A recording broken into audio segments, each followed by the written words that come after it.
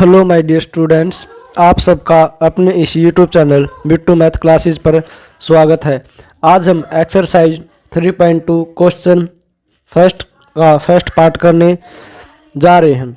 इसको हमें बीजगणित विधि और ग्राफीय विधि से करके दिखाना है। इससे पहले मैंने आपको ग्राफीय विधि को थर्ड चैप्टर के इंट्रोडक्शन के पार्ट 1 में करके दिखाया था।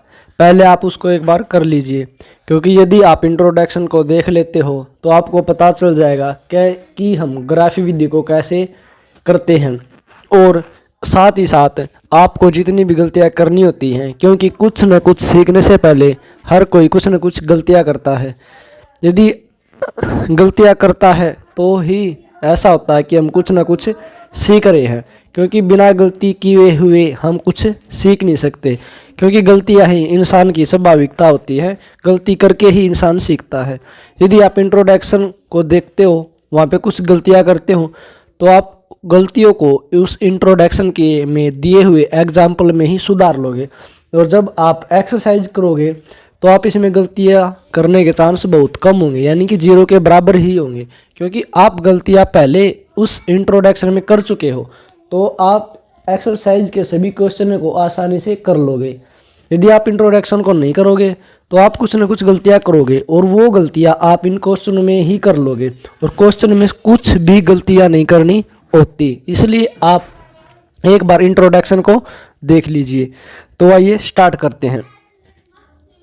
हमें दिया हुआ है, कक्षा 10 के 10 विद्यार्थियों ने एक गणित की पहली प्रतियोगिता में भाग लिया। यदि लड़कियों की संख्या लड़कों की संख्या से 4 अधिक हो तो प्रतियोगिता में भाग लिए लड़के और लड़कियों की संख्या ज्ञात कीजिए। यानी कि इसमें कहा गया है कि कक्षा 10 में 10 विद्यार्थी थे, उन्होंने गणित की प्रतियोगिता में भाग लिया। कुछ लड़कियां थी और कुछ लड़के थे। जो लड़कियां थी, लड़कियों की संख्या लड़कों की संख्या से 4 अधिक है, यानी कि जो लड़कियां थी वो लड़कों से 4 ज़्यादा थी। मान लीजिए लड़के यदि 10 थे, यानी टोटल तो 10 ही थी, यानी कि मान लीजिए एक बार इसको यहाँ से भूल जाए, सिर्फ इस पे ध्यान दें। लड़कियों की संख्या लड़कों की संख्या से 4 अधिक थी। मान लीजिए यदि लड़कियां 10 थी तो लड़कों की संख्या 4 थी, क्योंकि लड़कियां 4 अधिक थी। यदि लड़के मान लीजिए 12 थे तो लड़कियां 16 थी, क्योंकि लड़कियां 4 अधिक थी। लेकिन हमें ऐसी कंडीशन बनानी है कि टोटल विद्यार्थी 10 हो और लड़कियों की संख्या लड़कों की संख्या से 4 अधिक भी हो। तो इसको हम कैसे करेंगे, तो ये स्टार्ट करके देखते हैं।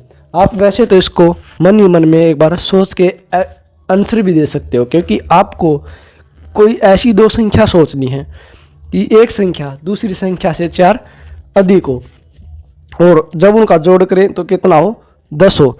तो आप ऐसे भी देख सकते हो कि मान लीजिए लड़के हमारे 3 थे, तो लड़कियां लड़कों से 4 अधिक है, तो लड़कियों की संख्या कितनी होगी, 7, और टोटल विद्यार्थी कितने हो गए, 10। यानी कि मेरी लड़कियां 7 और लड़के 3 हैं। ऐसे भी हम देख सकते हैं। तो अब हम कंप्लीट मेथड, यानी कि ऐसे इसको सोल्व कैसे करेंगे, तो ये स्टार्ट करते हैं। मैंने देखा मेरे पास लड़कियां हैं और लड़के हैं, तो मैं एक बार लड़कियों की संख्या मान लूँगा और फिर मैं लड़कों की संख्या मान लूँगा, और उसके बाद जो क्वेश्चन में कहा गया है सेम टू सेम मैं कर दूँगा। जैसे कि हम मान लेते हैं, माना लड़कों की संख्या, माना लड़कों की संख्या लड़कों की संख्या इसको मैंने x मान लिया। अब माना लड़कियों की संख्या, माना लड़कियों की संख्या, इसको मैं y मान लेता हूँ, लड़कियों की संख्या y। अब प्रश्नानुसार जो क्वेश्चन में कहा गया है वैसा ही करेंगे। प्रश्नानुसार जैसे कि फर्स्ट लाइन पढ़िए एक बार। कक्षा 10 के 10 विद्यार्थी, यानी कि टोटल 10 विद्यार्थी हैं, इसलिए मैं कह सकता हूँ विद्यार्थी सिर्फ लड़के और लड़कियाँ ही होती हैं।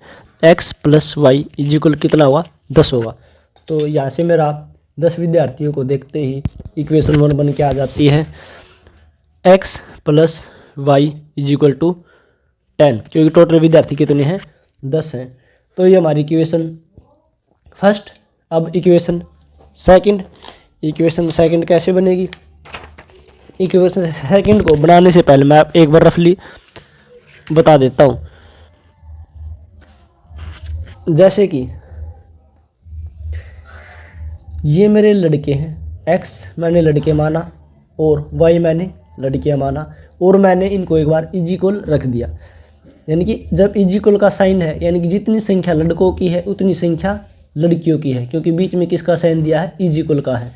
लेकिन इसने कहा लड़कियों की संख्या लड़कों की संख्या से 4 अधिक है, यानी कि जो लड़कियां हैं वो लड़कों से 4 अधिक है। यानी कि ये जो लड़कियां हैं इन लड़कों से 4 एक्स्ट्रा हैं, ये 4 अधिक है। यानी कि इस तरफ बड़ी वैल्यू है और इस तरफ छोटी वैल्यू है, क्योंकि लड़कियां अधिक हैं लड़के कम हैं। तो यहाँ पे कम है और यहाँ पे ज़्यादा है, और मैंने यहाँ पे इक्वल का निशान दिया हुआ है। तो इसको मैं संतुलित करूँगा। कैसे संतुलित होगा, क्योंकि यहाँ पे 4 ज़्यादा है। जब मैं यहाँ पे 4 ज़्यादा यहाँ पे कर दूंगा तो मेरी ये वाली वैल्यू इस वाली वैल्यू के इक्वल आ जाएगी, और यहाँ से फिर मैं क्या करूँगा, समीकरण बना लूँगा। एक तो ऐसे भी कर सकता हूँ, दूसरा मैं फिर से बराबर रख लूँगा। इसने कहा है लड़कियों की संख्या से 4 अधिक है, यानी कि यहाँ पे 4 ज़्यादा है और मैंने इसमें इक्वल का साइन दिया है। जब इक्वल का साइन दिया है, बराबर का निशान दिया है, तो मुझे बराबर भी करना होगा। यहाँ पर तो ज़्यादा है, 4 ज़्यादा है, तो यहाँ से मैं 4 कम कर दूंगा। जब इसको हम आगे सोल्व करवाता हूँ मेरी इक्वेशन 2 बन जाएगी। इसको सोल्व करूँगा तो मेरी इक्वेशन सेकंड कैसे बनेगी, यानी कि समीकरण नंबर 2। जैसे कि x + 4 = y। जब मैं इसको आगे सोल्व करूँगा तो x प्लस का y इस तरफ होना चाहिए, प्लस का y इस तरफ आकर के माइनस का y, और ये 4 को लेफ्ट हैंड साइड होना चाहिए था, तो +4 उस तरफ जाके -4, यानी कि हमारी इक्वेशन 2। इससे इक्वेशन 2 कैसे बनाएंगे, मेरे पास x = y - 4 ये है, तो x y को लेफ्ट हैंड साइड होना चाहिए, तो y इस तरफ आकर के माइनस का, और -4 अपनी जगह पर ठीक है, तो -4। तो हमारी इक्वेशन सेकंड, यानी कि इक्वेशन सेम बनी है। तो इसको मैं यहाँ पे लिख लेता हूँ। हमारी इक्वेशन 2 x - y = -4, ये हमारी इक्वेशन नंबर 2 है। ये हमें बीजगणित विधि इसमें करके दिखा दिया है। अब इसने कहा था कि इसको ग्राफी विधि से भी हल कीजिए। अब ग्राफी विधि से कैसे हल करते हैं आपको पता है। हम सबसे पहले इन दोनों इक्वेशंस को लिख लेंगे। इन दोनों इक्वेशंस को मैं लिख लेता हूँ। मैंने लिख दिया x + y = 10, x - y = -4। ये हमारी इक्वेशन 1 है और ये हमारी इक्वेशन 2 है। ग्राफिक विधि से करने से पहले हमें पहले इक्वेशन 1 लेनी होती है, उससे हम बॉक्स बनाते हैं, फिर इक्वेशन 2 लेते हैं, फिर हम उससे बॉक्स बनाते हैं और उन बॉक्स को हम ग्राफ पे नोट करके दिखा देते हैं। तो वही तरीका करेंगे। मैं सबसे पहले इक्वेशन 1 ले लेता हूँ। मेरी इक्वेशन 1 है x + y = 10, ये हमारी इक्वेशन 1 है। यदि मैं इसमें x की वैल्यू पुट करूँगा तो मुझे y की वैल्यू मिलेगी, और इसमें जब मैं y की वैल्यू पुट करूँगा तो मुझे x की वैल्यू मिलेगी। तो मैं एक बार इनकी वैल्यू को पुट करके देख लूँगा।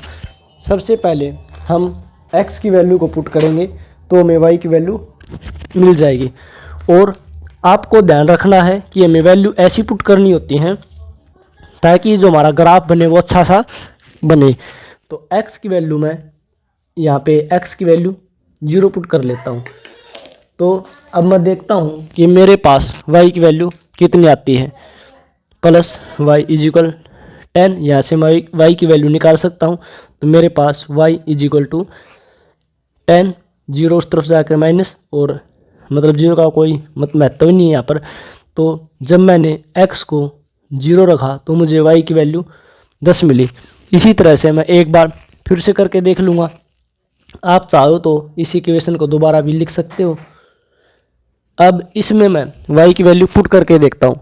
आसान तरीका ये होता है कि आप एक बार x की वैल्यू 0 पुट करोगे तो आपको y की वैल्यू मिल जाएगी, और उसके बाद आप y की वैल्यू 10 है, y की वैल्यू 10 पुट करके देख लो, आपको x की वैल्यू मिल जाएगी। ये सबसे आसान मेथड होता है। x प्लस y की वैल्यू, मतलब x 0 लिया तो y 10 मिला। अगली बार मैं y को 0 ले लेता हूँ तो देखते हैं x क्या मिलता है, क्योंकि फर्स्ट टाइम x को 0 लिया था, अब मैं y को 0 लेके देखता हूँ। तो y मैंने 0 ले लिया, इज इक्वल मेरे पास 10। तो यहाँ से मेरी x इज इक्वल टू 10, यानी कि जब मैंने y को 0 लिया तो मुझे x की वैल्यू 10 मिली। इसी तरह से मैं एक बॉक्स और बना लूँगा मेरे दूसरे समीकरण की सहायता से। हमारे पास दूसरा समीकरण है x माइनस वाई बराबर -4। इसको करने से पहले मैं एक बॉक्स बनाऊंगा।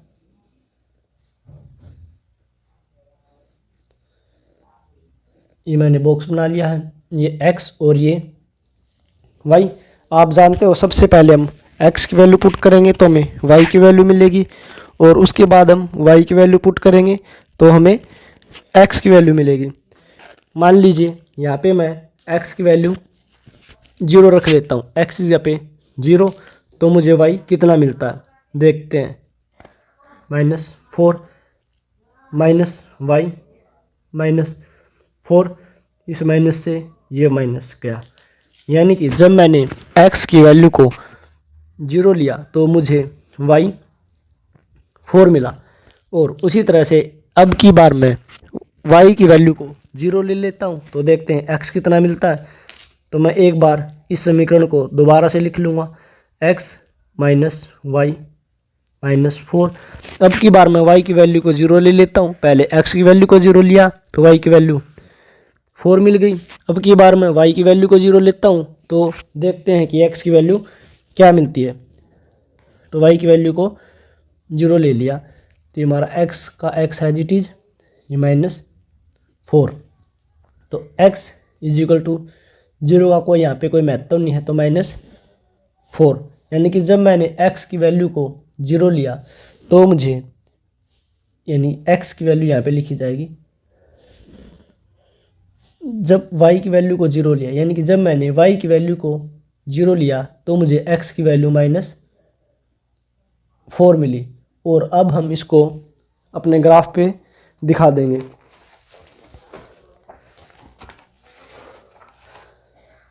जैसे कि हमारा ग्राफ आप जानते हो, ये हमारा x एक्सिस है और ये हमारा y एक्सिस है। ग्राफ को बनाने से पहले आपको उसकी इकाई का ध्यान रखना होता है कि ग्राफ की इकाई क्या ले। उसका कैसे पता करते हैं कि ग्राफ की इकाई क्या लेनी होगी। उसको पता करने के लिए सबसे पहले हम ये देखते हैं कि हमारे पास x की बड़ी से बड़ी वैल्यू क्या है। मैंने देखा कि मेरे पास x की बड़ी से बड़ी वैल्यू 0, 10, 0 -4, यानी कि मेरे पास 10 है। यानी कि मैं x एक्सिस को इस तरह से बनाऊंगा कि मेरा उसमें 10 भी सम्मिलित हो जाए। ये मेरा x एक्सिस है। यदि मैं यहाँ पे 2, 4, 6, 8 और 10 ले लेता हूँ तो मेरा 10 यहीं पे तक सीमित हो जाता है, यानी कि मेरा ग्राफ सिर्फ छोटा सा ही बन पाएगा। तो मैं चाहूँ यानी कि ग्राफ थोड़ा लंबा करने के लिए इनकी जो इकाई है उनको थोड़ा छोटा कर दूंगा। तो 1, 2, 3, 4, 5, 6, 7, 8, 9, 10, तो मेरा 10 यहाँ तक आ जाएगा। तो अब मैंने इसके लिए कितनी इकाई ली तो उसको मैं यहाँ पे लिख दूंगा, x वाली को x, यानी कि x, ये जो एक वर्ग है इसको हम वर्ग कहते हैं, यहाँ से लेकर यहाँ तक का ये एक वर्ग होता है। एक वर्ग ये किस को डिनोट कर रहा है, ये एक वर्ग एक इकाई के बराबर है, तो एक वर्ग इज इक्वल टू एक इकाई। और उसी तरह से अब मैं y के देखूंगा कि y हमारा कितना लिया इकाई। तो इसको देखने के लिए मैं सबसे पहले y की बड़ी से बड़ी वैल्यू देखूंगा 10, 0, 4 और 0। मैंने देखा कि y की वैल्यू 10 है, तो मैं y को इस तरह से लिखूंगा कि हमारा ग्राफ भी ठीक बने, ज़्यादा छोटा भी ना हो और ज़्यादा बड़ा भी ना हो, और जो 10 है वो हमारा इसमें मतलब बड़ी से बड़ी वैल्यू 10 से कुछ ना कुछ बड़ा भी ले ले। तो इसके लिए भी 1 2 3 4 5 6 7 8 9 10 करके लिख दूंगा। तो मैंने y के लिए क्या इकाई ली, तो यहाँ पे लिख दूंगा y एक वर्ग बराबर एक इकाई। ये लिखना बहुत ज़रूरी होता है क्योंकि इससे ही ग्राफ बनता है। यदि आपको इकाई का नहीं पता होगा तो अगला एग्जामिनर कैसे पता करेगा कि आपने ग्राफ कैसे बना दिया, क्योंकि इकाई के माध्यम से ग्राफ बनता है। इसका यदि आप इसको नहीं करते तो आपका एक नंबर काट लिया जाता है। तो अब हम इसके बाद इनके पॉइंटों को डिनोट कर देंगे। इसकी सभी इक्वेशन और जो वैल्यू पुट की थी मैंने यहाँ पे लिख लिया है, और अब हम इसको अपने ग्राफ पे डिनोट करके दिखाएंगे। देखो x0 y 10, यानी कि मेरे पास x0 है और y 10 है। x0 यहाँ पे x भी 0 होता है और y भी 0 होता है, तो x0 और y 10, y 10 ऊपर की तरफ यानी कि y 10। पहला बिंदु मेरा ये होगा x0 और y 10। उसके बाद x10 यहाँ पे लिख देता हूँ, x0 और y 10, इसको बिंदु P ले लेता हूँ। इसके बाद x10 और y 0, x एक्सिस 10 और y 0, यानी कि y यहाँ पे 0 होता है, तो मेरा दूसरा बिंदु ये यहाँ पे आ गया।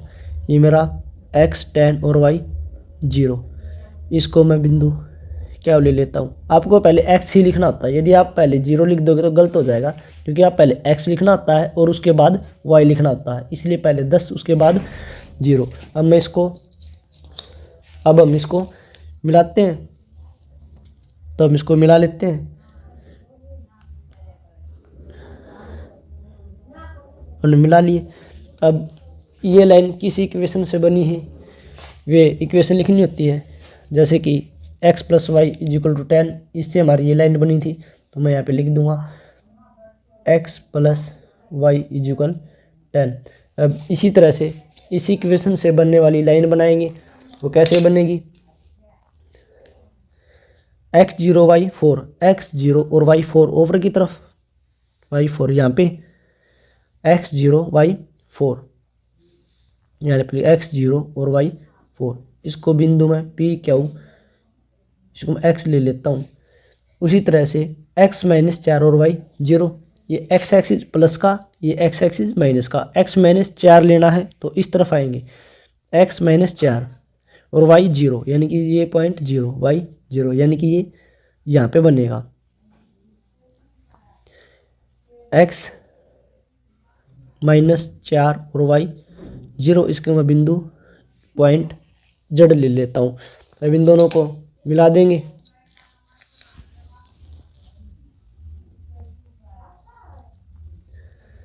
उसको मिला लेते हैं।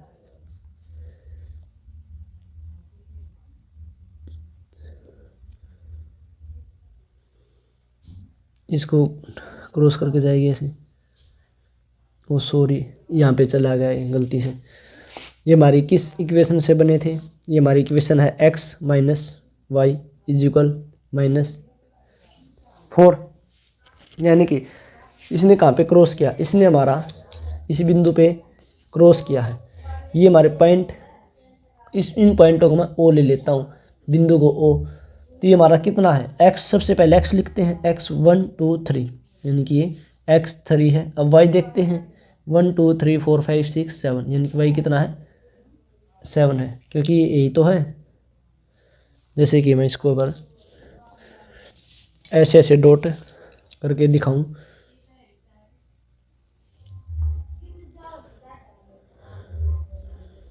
यानी कि x3 और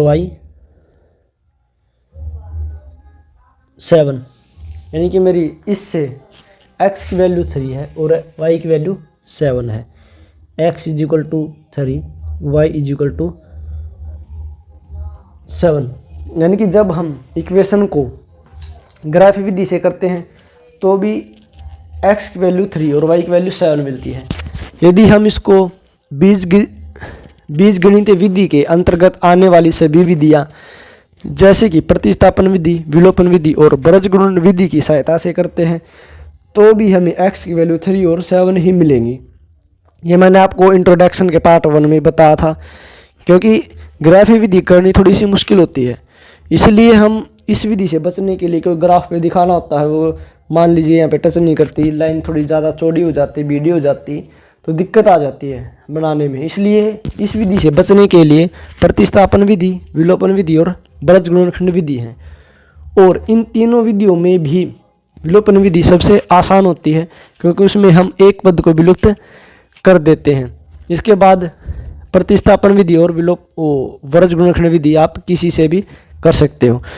यदि आपके लिए हमारा ये वीडियो हेल्पफुल रहता है, आपको पसंद आता है, तो लाइक, शेयर एंड सब्सक्राइब ज़रूर कीजिए।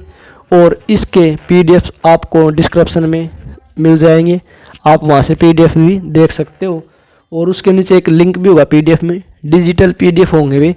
यदि आपको क्वेश्चन में फिर भी कोई दिक्कत आती है तो आप उस लिंक पे क्लिक करके दोबारा से वीडियो देख सकते हो। और PDF को भी ज़्यादा से ज़्यादा शेयर करना, ताकि उस PDF की सहायता से और उसके दिए गए नीचे लिंक की सहायता से और भी बच्चे आसानी से इसको सीख सकें।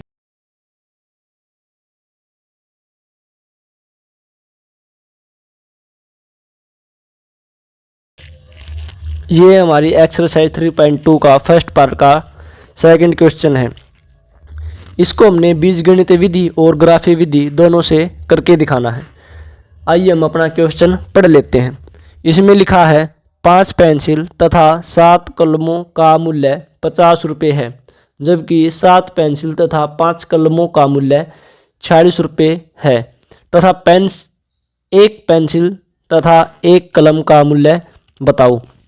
यानी कि मेरे पास ये इक्वेशन है, इसमें 5 पेंसिल तथा 7 कलमों का मूल्य 50 रुपये है और उसी तरह से 7 पेंसिल तथा 5 कलमों का मूल्य 46 रुपये है। तो मुझे एक पेंसिल का मूल्य तथा एक कलम का मूल्य बताना है।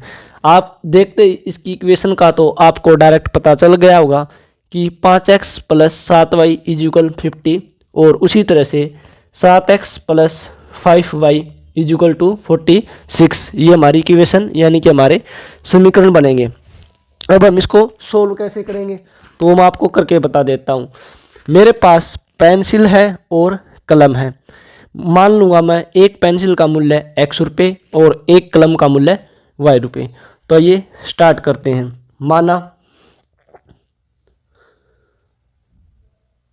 माना एक पेंसिल का मूल्य, ये मैंने मान लिया x रुपये, तथा अब मैं मानूंगा एक कलम का मूल्य। माना एक कलम का मूल्य, ये मैंने मान लिया y रुपये। अब अकॉर्डिंग टू क्वेश्चन, प्रश्नानुसार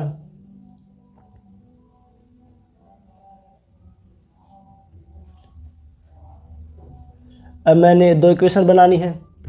इक्वेशन का तो आपको पता ही चल गया होगा कि कैसे बनाते हैं, आपको इंट्रोडक्शन में बड़े अच्छे से बताया था।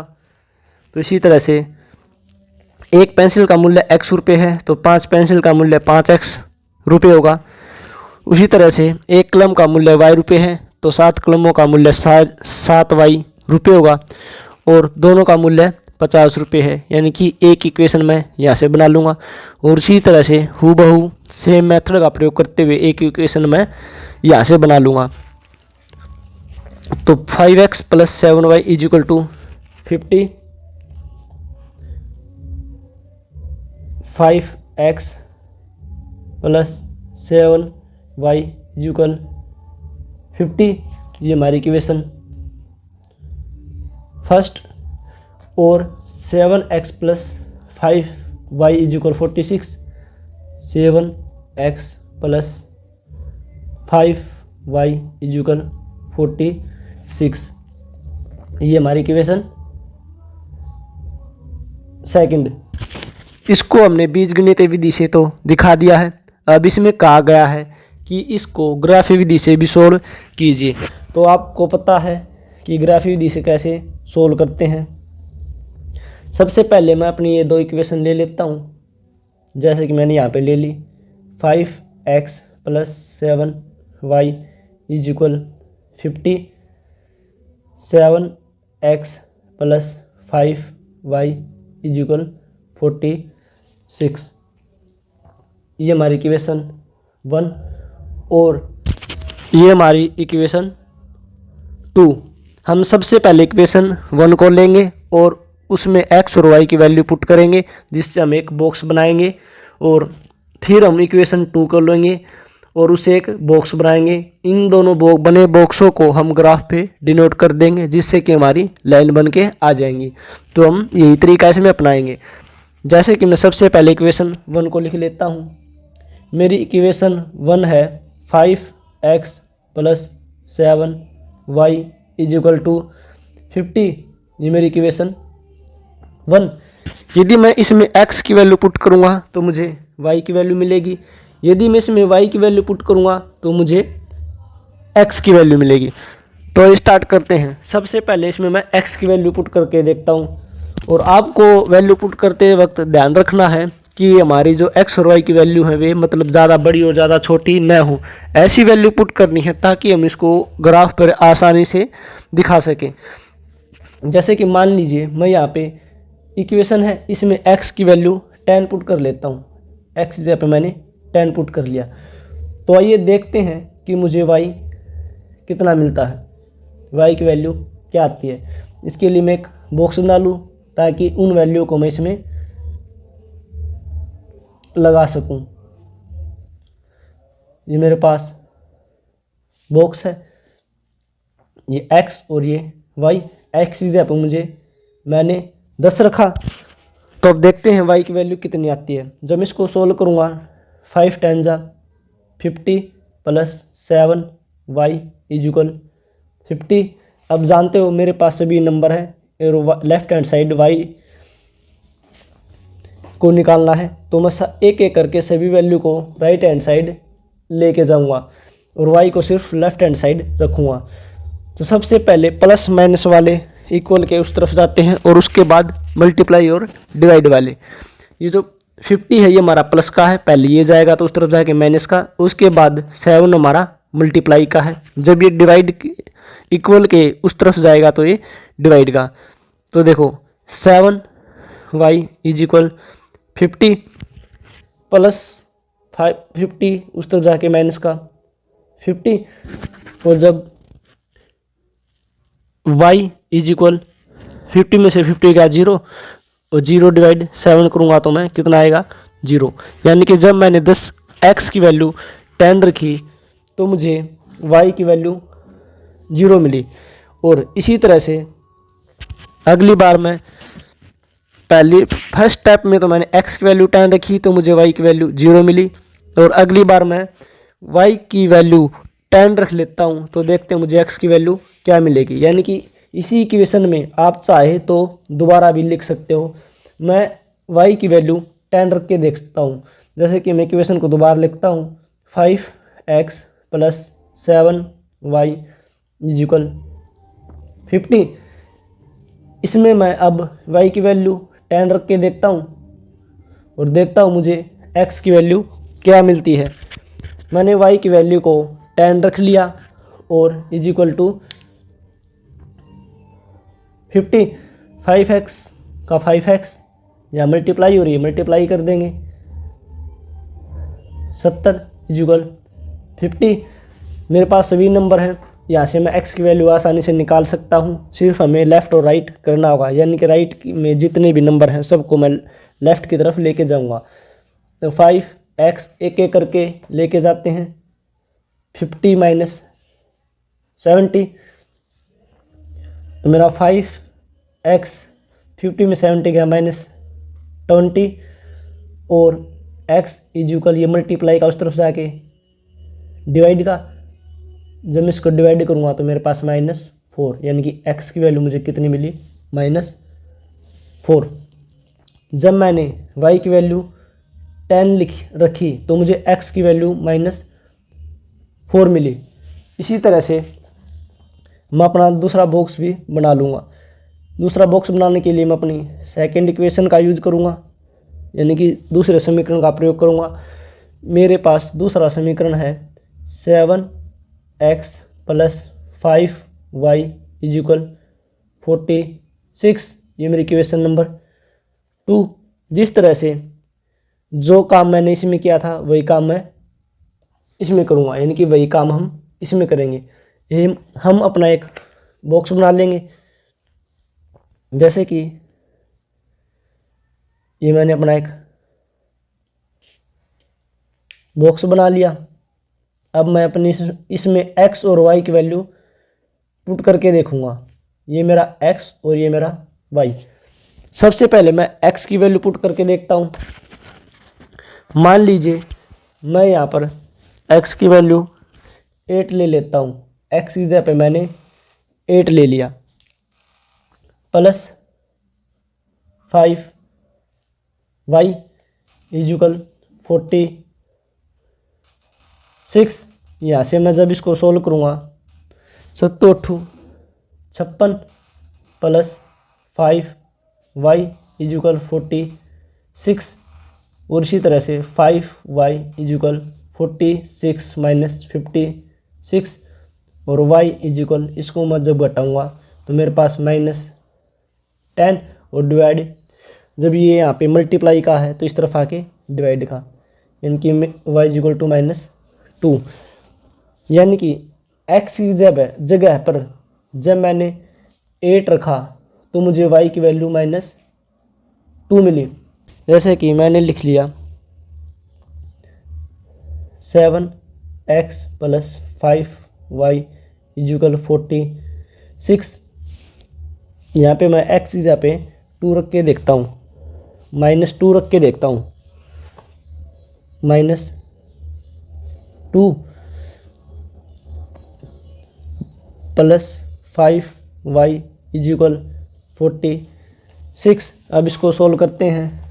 7 दूनी 14 plus 5y equal 46, 5y equal 46 minus का 14 उस तरफ जाके प्लस का 14, तो 5y इजुकल जब इसको ऐड करूँगा तो मेरा 60, और y इजुकल 65। यहाँ पे मल्टीप्लाई का तो उस तरफ जाके डिवाइड का, 5 1 जा, ये हमारा 12 पर गया, यानी कि y इजिकल टू मुझे 12 मिलेगा। जब मैंने x की वैल्यू -2 पुट की तो मुझे y की वैल्यू 12 मिली। अब हम इसको अपने ग्राफ पे डिनोट करके दिखा देंगे। तो ग्राफ पे कैसे डिनोट करते हैं, जैसे कि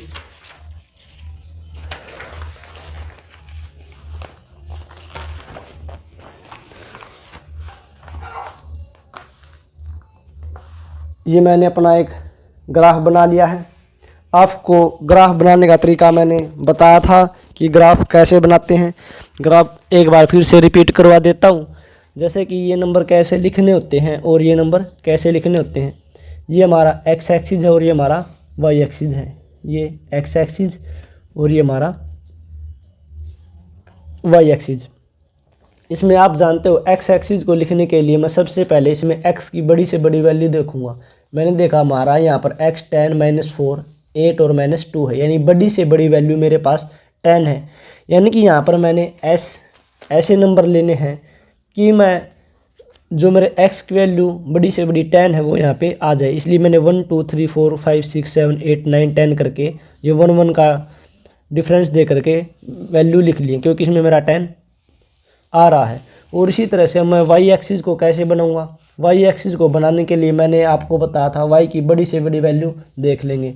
मैंने देखा मेरे पास y की बड़ी से बड़ी वैल्यू 10 है, इसलिए मैं y एक्सिस को इस तरह से लिखूंगा ताकि मेरा उसमें 10 आ जाए और ग्राफ नहीं ज़्यादा छोटा बने और नहीं ज़्यादा बड़ा बने। इसलिए मैंने भी इसको एक एक 1 1 यूनिट के हिसाब से लिख लिया। अब आपको इकाई कैसे लिखते हैं वो बताया था। जैसे कि इकाई लिखने का बिल्कुल सरल मेथड होता है। जैसे कि मैंने ये एक वर्ग, यानी कि यहाँ पे करके दिखाता हूँ, x एक वर्ग मैंने इज इक्वल टू 1 इकाई लिया है, तो 1 इकाई। यदि मैं यहाँ पे 2 लिखता तो मैं 2 इकाई कर देता। उसी तरह से y के लिए मैंने क्या मापदंड यूज किया है? y के लिए एक ही वर्ग का यूज किया गया है, यानी कि एक वर्ग इज इक्वल टू एक इकाई, यही लिया है। अब हमारे पास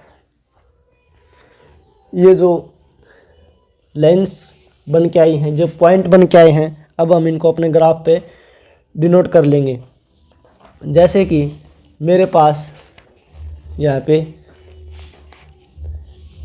x 10 और y 0, इसमें x 10 और y 0, x 10 ये रहा और y 0 यहीं पर, यानी कि पॉइंट मेरा कहाँ पे बना? यहाँ पे बना। इस पे मैं कोई इस पॉइंट का नाम दे देता हूँ, जैसे कि P, तो x 10 और y 0।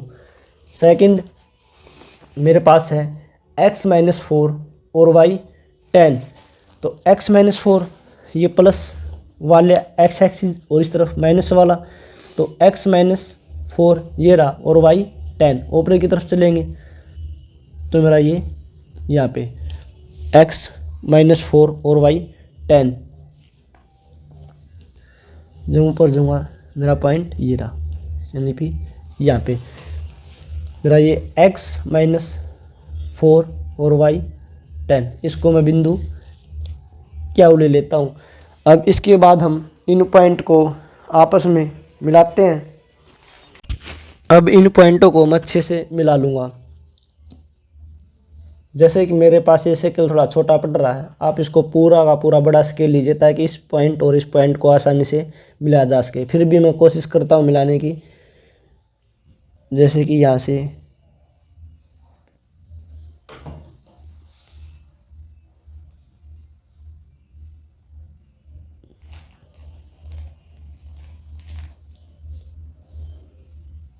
ये पॉइंट मैंने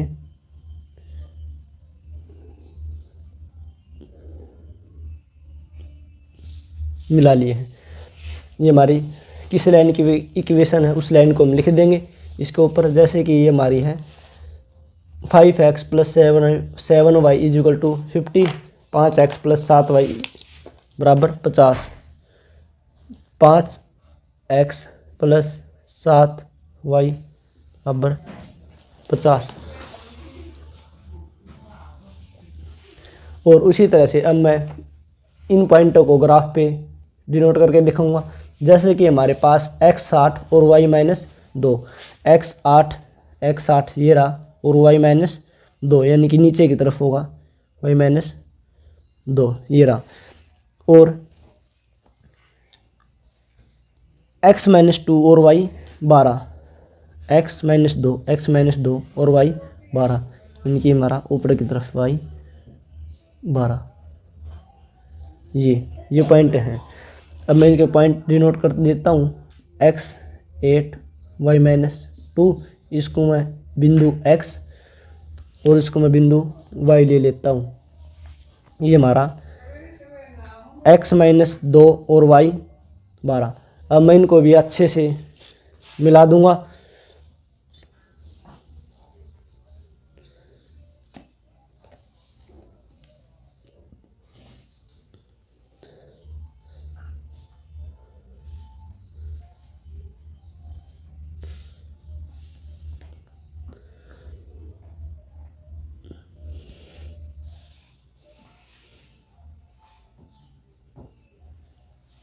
जैसे कि अपने पॉइंट मैंने मिला दिए हैं। मिलाने के बाद आप जानते हो जिस इक्वेशन की लाइन है उस इक्वेशन को हम इसको ऊपर डिनोट लिख के दिखाते हैं। जैसे कि हमारी इक्वेशन थी 7x + 5y, 7x + 5y = 46 हो गया। इसके बाद इस लाइन ने हमारा यहाँ पे इंटरसेक्ट किया है, इस बिंदु पे यहाँ पे इंटरसेक्ट किया, यानी कि जहाँ आप जानते हो जहाँ पर भी लाइन इंटरसेक्ट करती हैं वही हमारा सॉल्यूशंस होता है। यानी कि इस बिंदु पर यानी कि x3 और y5 यानी कि x3 और y5 यहाँ पे क्रॉस किया है, तो इसलिए मैं कह सकता हूँ जो मेरा x = वो 3 है और y = 5 है, इसलिए मेरी x की वैल्यू 3 और y की वैल्यू 5 है।